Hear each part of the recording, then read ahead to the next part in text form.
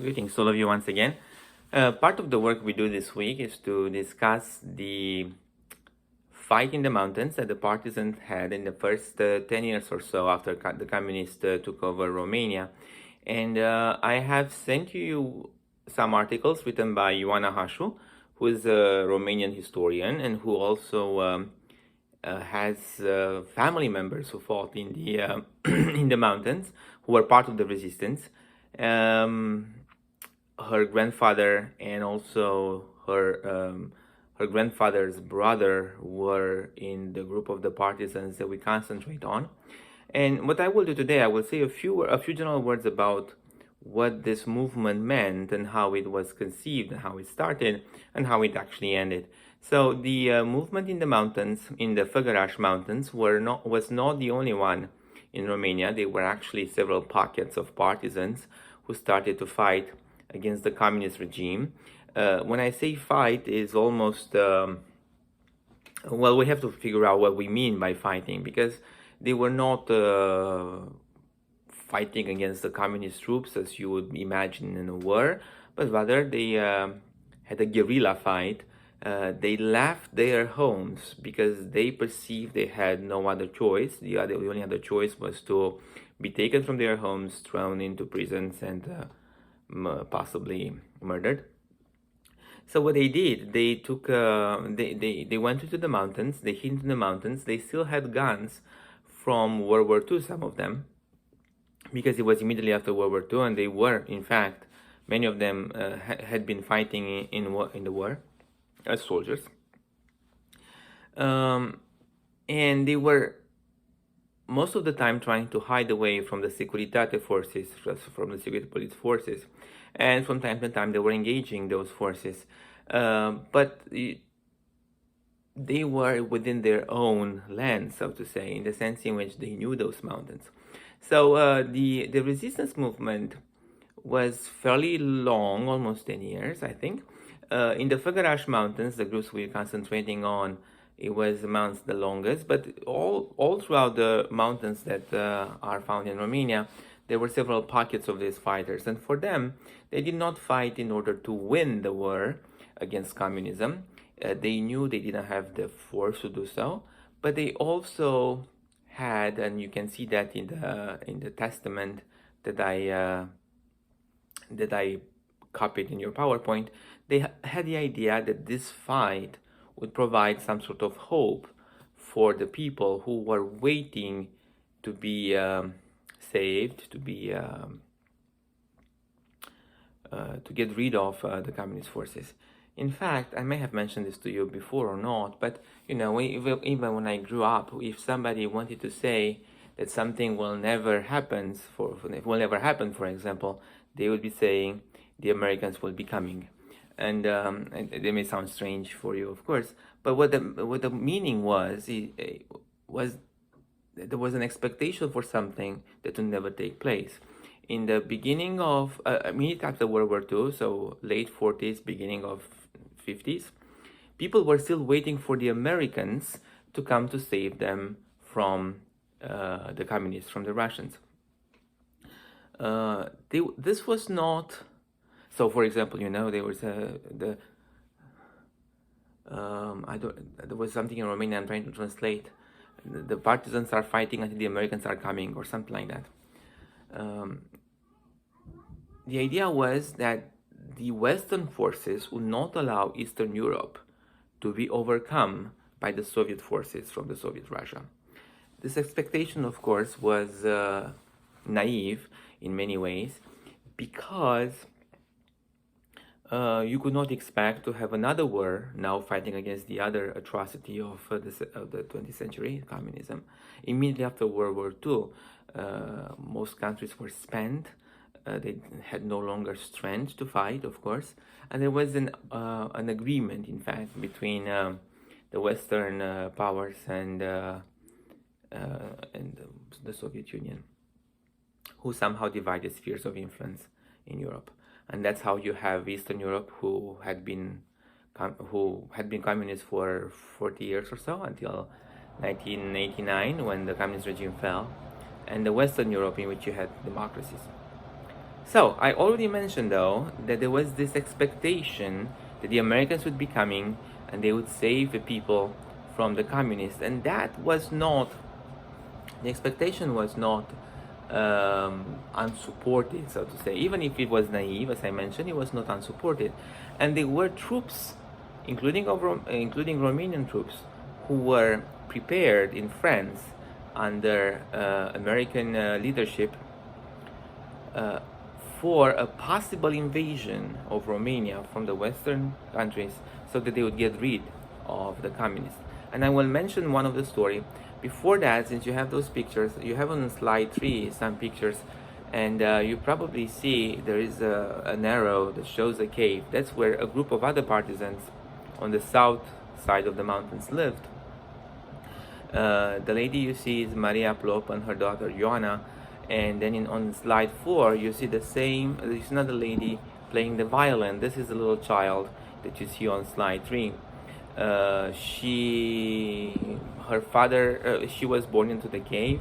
Her father, Tomar Neutsoiu, whom you see on slide 2, was murdered when he was captured, and Maria Plop, her mother, died in prison 2 years after she was caught. And then her daughter Ioana was taken to an orphanage and subsequently adopted by a couple. She didn't know that she was the daughter of partisans, but then she found out later in life, and now she gives talks and sometimes organizes events to support the memory of her parents and also of the people around them. And I mention this because it's connected somehow with the movie that you are going to see this week, the concert. On slide 5, you have the group of the partisans from the Făgăraș Mountains on the northern side of the mountains. On the first line, in the middle, Gheorghe Hașu is the grandfather of Ioana Hașu, the historian from whom you will be reading this week and whom you will be actually hearing in those 2 videos I mentioned already.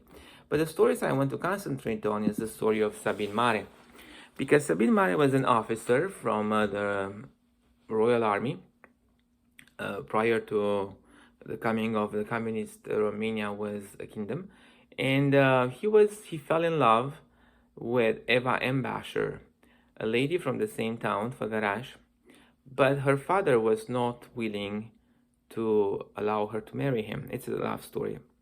And he was not willing because he was Romanian, he was ethnically Romanian, she was ethnically German, and he wanted his daughter to marry someone from the same ethnicity. After World War II, Germans had problems. So, before World War II ended, Germans would have no problem in Romania because Romania was an ally of Germany up to 1944. But after August 23rd, 1944, when Romania switched sides, Germans themselves had problem, and many of them were deported to Siberia by the Russians. And Eva was supposed to be in one of those trains who were going to Siberia. But Sabin Mare, her lover, so to say, boyfriend, found out because he had connections being in the army. He went to the train and he saved her. He took her from the train, and that moment convinced her father to allow her to marry him. And you see this picture from their wedding, and they got married. But Sabin Mare was caught because he had connections with the partisans. He was taken to the police by the secret service, or the forces of the Securitate, which now you have heard of. And they gave him an option, and they told him that if he becomes an informant for them and tells them what happens with the group and gives them information so they can catch these people, they would let him go free. If not, he would remain in prison. Remember, all those were not after trials. He was in prison without his wife knowing about it, without anybody knowing about it. He was just taken from the streets, so to say, taken to prison without any trial and so on. He promises that he would become an informant, knowing that he would not do so. And the moment he is freed from prison, he doesn't go home, but he runs away from Romania. He crosses the border and he disappears, and he goes to France, where he becomes one of the soldiers or one of the officers who were trained to possibly help for an invasion that the Western forces would do to get rid of the communist forces from Romania. And in June 1953, he is parachuted after being trained at an American base in France. The Sons of the Homeland was the operation. But again, because of treason, he is caught and he is murdered. His wife never knew anything about it. She died, in fact, without knowing what happened to her husband, without knowing any of the details that I just mentioned to you, that he was caught in prison and so on. It was a great love between the two of them, but she died in sadness. And the one who found out the story about them was, in fact, the historian Ioana Hașu, because she searched the secret police archives after the fall of communism in connection with the group.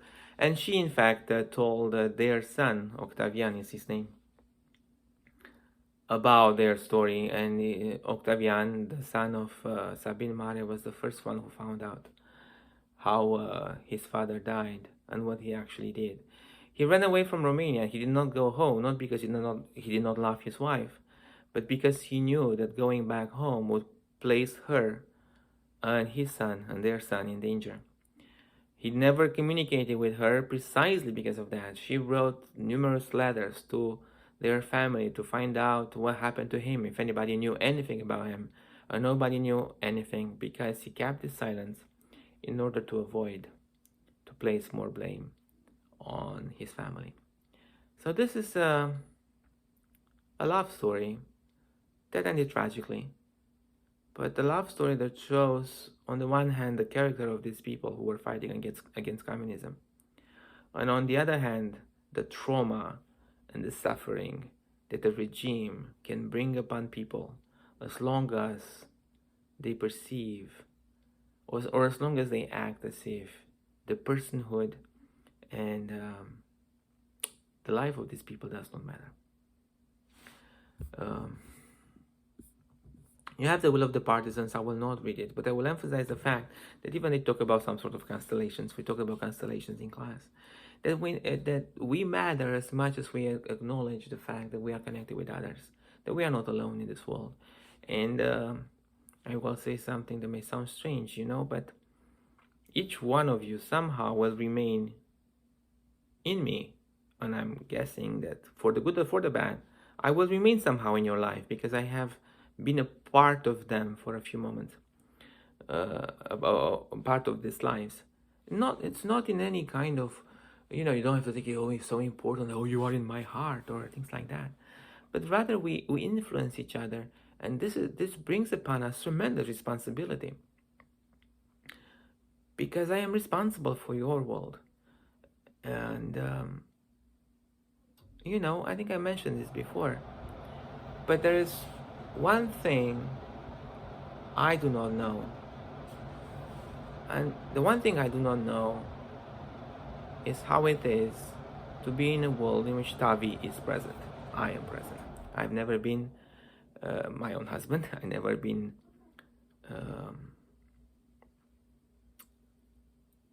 I never know how it is to have Tavi as a father.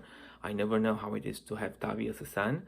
I never know how it is to have Tavi as a husband. I never know how it is to have Tavi as a teacher because I was never in those relationships, right? You have been my students.